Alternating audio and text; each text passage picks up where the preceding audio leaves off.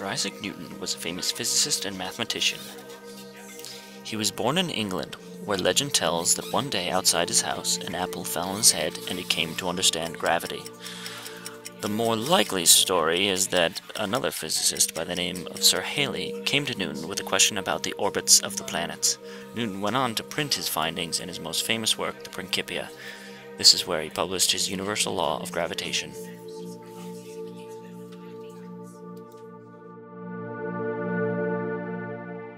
Newton was a scientist who lived from 1642 to 1727. He developed the three basic laws of motion and published them in 1687 in a 3-volume work called the Principia Mathematica. Newton's discoveries helped start a scientific revolution and led to the fundamental understanding of how bodies move through physical space. The first law of motion, the law of inertia.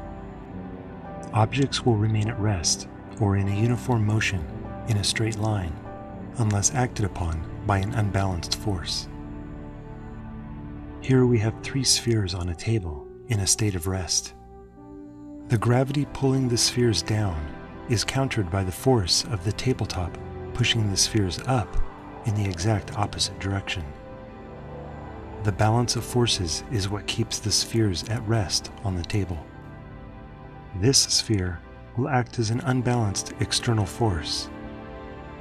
Without another force to counter its movement in the opposite direction, it becomes an unbalanced force acting on the other spheres. The external force collides with the spheres and changes their motion state. The natural tendency of an object to remain at rest or in a uniform motion in a straight line is called inertia.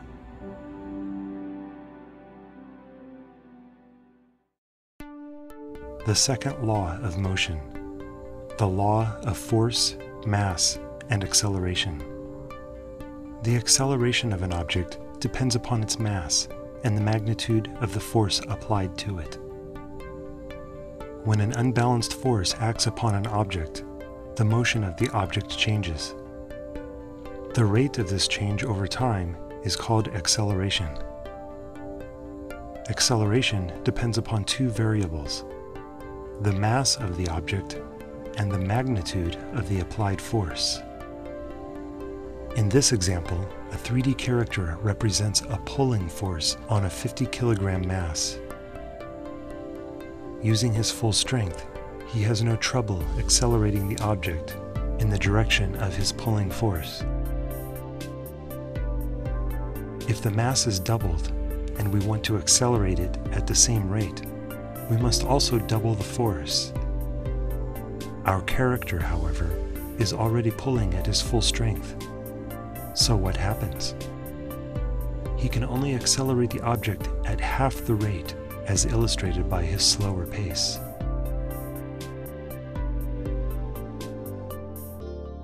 This relationship between force, mass, and acceleration is the source of one of the most important equations in physics.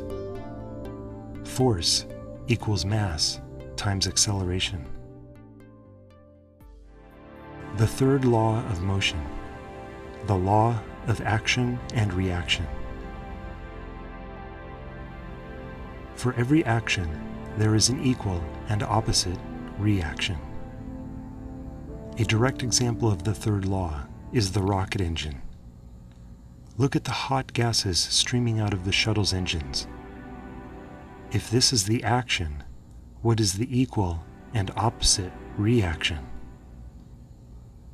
It becomes clear as the shuttle is propelled into the sky. The reaction to the gases escaping from the engine is the pushing of the spacecraft in the opposite direction. Everywhere you look, these laws are being followed by everything around you. With some extra awareness, you may begin to recognize your own use of these laws in your daily life. Born in 1642, the English physicist and philosopher Sir Isaac Newton revolutionized the world's understanding of the physical universe with his 3 laws of motion.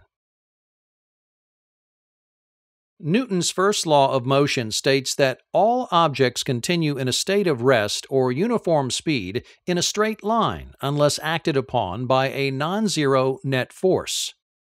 In other words, an object at rest tends to stay at rest, and an object in motion tends to stay in motion, unless acted upon by an outside force. This law can be observed when a tablecloth is whipped from underneath a dinner setting while the dishes remain in place. Because the dishes were initially at rest, they will continue in their state of rest. Likewise, when a fast-moving subway car comes to a quick stop, passengers inside continue traveling at the previous uniform speed of the car and get thrown forward. This property of matter to remain at rest or in motion is known as inertia. Newton's first law is often termed the law of inertia. Newton's second law states that the acceleration produced by a net force on an object is directly proportional to the net force, is in the same direction as the net force, and is inversely proportional to the mass of the object. This basically means that it takes a greater force to move or accelerate objects with greater mass than it does objects with lesser mass.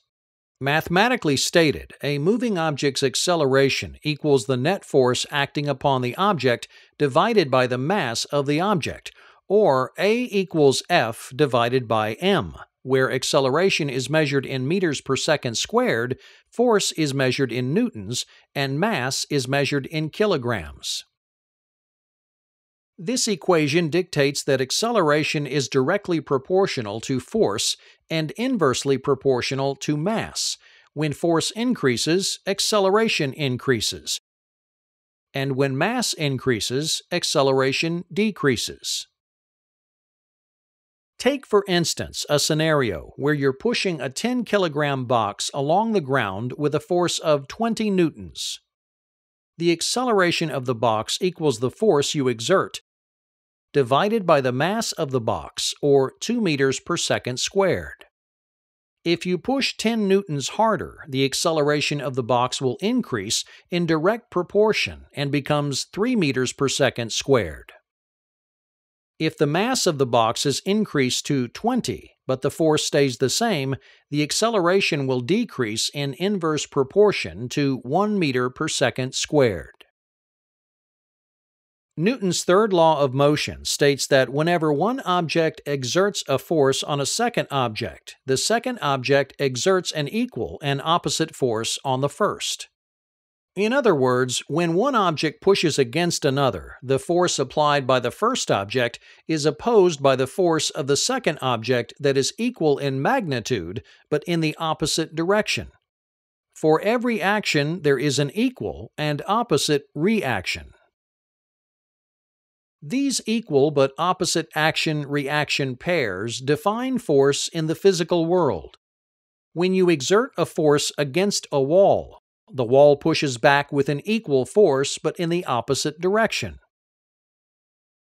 When you take a step and push your foot down against the floor exerts a force back up to your foot. Every action of force has an equal but opposite reaction.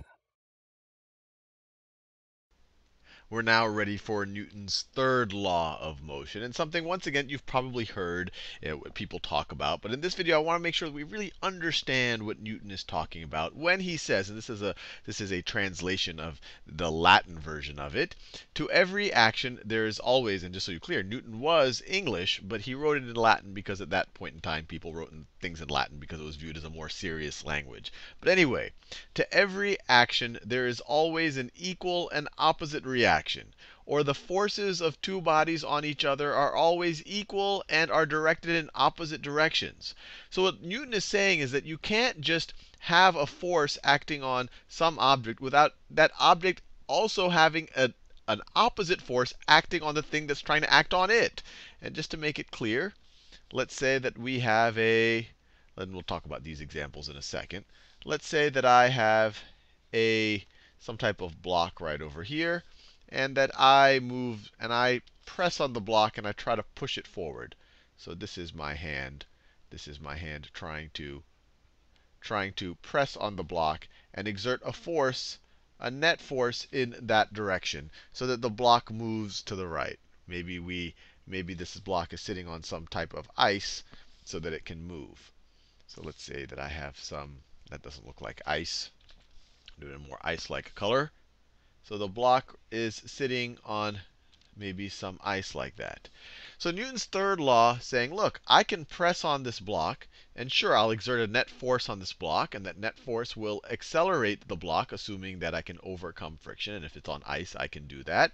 But that block is going to exert an equal and opposite force on me. An equal and opposite force on me. And for direct evidence, this is something, even though it might not be so intuitive when it's said, this equal and opposite force, but direct evidence that it's exerting an equal and opposite force is that my hand will get compressed. I could actually feel the block exerting pressure on me. Take your hand right now and push it against your desk or whatever you have nearby, and you are clearly exerting a force on the desk. So let me draw. So let's say I have a desk right here. And if I try to push on the desk, so once again, that's my hand right here, pushing on the desk. If I push on the desk, and I'm actually doing it right now while I record this video, you'll see, so I'm clearly exerting a force on the desk. If I do it hard enough, I might even get the desk to shake or tilt a little bit, and I'm actually doing that right now. But at the same time, you'll see that your hand is getting compressed. The palm of your hand is being pressed down. And that's because the desk is exerting an equal and opposite force on you. If it wasn't, you actually wouldn't even feel it, because you wouldn't even feel the pressure. Your hand would be completely uncompressed. Another example of that. Say you're walking in the beach. Say you're walking on the beach, and you have some sand right here. If you were to step on the sand, so let's say that this is your shoe. Do my best attempt to draw a shoe. So this is the shoe. If you were to step on the sand, clearly, you are exerting a force on the sand. You are exerting a force on the sand. The force that you're exerting on the sand is the force of your weight, the gravitational attraction between you and the earth. You are exerting that on the sand. The sand is also, and another evidence of that, is that the sand is going to be displaced. You're going to create a footprint. The sand is going to move out of the way because it's being pushed down so hard. So clearly you are exerting a force on the sand. But the sand is also exerting an equal and opposite force on you. Is also exerting an equal and opposite force on you. And what's the evidence of that? Well, if you believe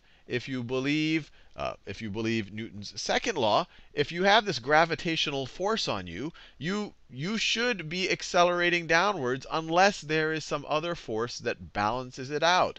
And the force that balances it out is the force that the beach or the sand is exerting on you upwards. And so when you net them out, there's a zero net force on you. And that's why you get to stay there, why you don't start accelerating down towards the center of the earth.